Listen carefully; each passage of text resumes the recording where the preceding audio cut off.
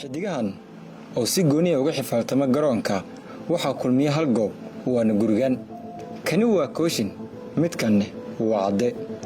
labaduba waa ay wada dhasheen hal gurina waa ay ku nool yihiin hase ahaatee marka laga hadlo kubadda cagta mid kaste kan kale hardan adag ayaa dhex yaala cabdirasaaq maxamed axmed oo ku magac dheer kooshin iyo cadde maxamed axmed waxay difaacayeen magaca degmooyinka waa beri iyo yakshiida waana koobkii soo dhammaaday oo ku guulaystay degmada Dharkeenley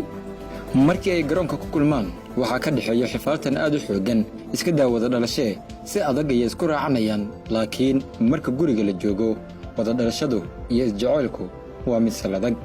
hadda oo ay guriga joogaan beddelka xifaaltanka kubadda cagta waxaa galay ciyaar gacmeedka PlayStation-ka waana mid adag oo ay walaalahani ku baratamayaan kubadda cagtu waa ciyaar kulmisa dhalinyaro kala duwan waxayna buddig u tahay isdhexgalka bulshada kaliya labadooda ma ahan waxaa jira mid saddexaad oo la dhashay waana garsoore u diiwaangashan xiriirka kubadda cagta Soomaaliya Aisha Sheekh Ahmed waa hooyada dhashay ciyaartoydani waxaan kala sheekaystay sida ay u aragto in wiilasheeda oo ah laba ciyaaryahan ay garoon wada galaan wiilasheeda weligood ayagoo iska soo horjeeda ma arkin ayagoo isla jira leen arkaa mugta sanadkan ay ugu horeysaan arkaba iyaga oo laba koox kale ah oo kala soo jeedo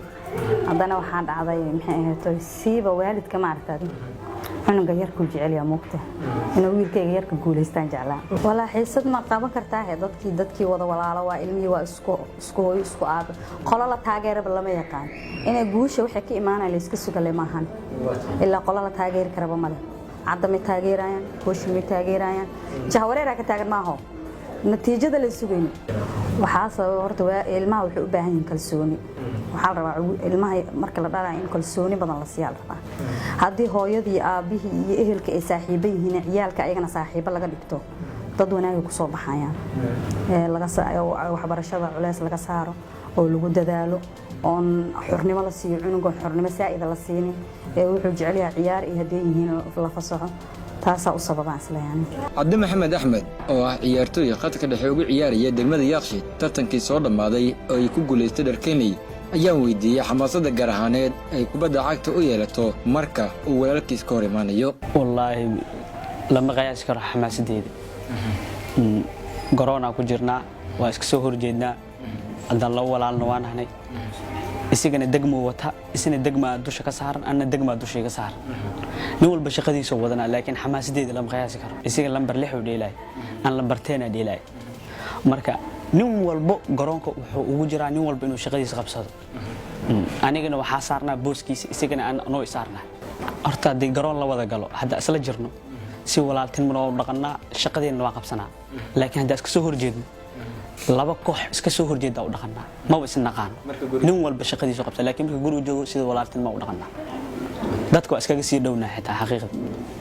dadkan walaalo miya saaxiibo miya xitaa markarkiis waa la dhahaa kan waa Cabdirasaaq Maxamed Axmed wuxuu ku magac dheeriyaa kooshin dhankiisa wuxuu ka hadlay dareenka ku aadan in walaalihii ay garoon isla galaan mid uu ka badiyay kan kalena isagoo garsoore ah uu garoonka ka saaray wallahi wax saalan ma ahnaado in walaalka garoon gasho ani dhan walba mid ciyaaryahan mid albiitar inta baa la galay wallahi waan ku faraxsanahay inaan soo wada muuqanay inta wallahi waa filax ka inkastoo albiitar uu ahay oo awood u leeyahay in garoonka uu ka saaro in garoonka uu ahay asana ii fiirinay ninkan waa walaalka wallahi sharciga iyo markii laga hadlaayo albiitarnimada waa kala duwan yihiin walaaltinimada asoo sharciga fiirinayo iyo xukunka ciyaarta kadib ridka roosiye saas darteed garoonka ugu baxay walaalnimadii wanaaggu inay waddanku ahaato waxweeyaan aad u fiican weliba sii qurux badnaato markii la isweeshanayo waxweydiintiyo ogaalka wax sheegiyo talada fiican walaalnima buuxda weyn balka waran gurigan ayaa kulmiyey 3 sheeko oo kala duwan oo ay jilayaal ka yihiin 3 wada dhalatay tani waxay gaar u tahay kubadda cagta magacaygu waa Mahad Shariif Jilco igala socod Muqdisho Keebal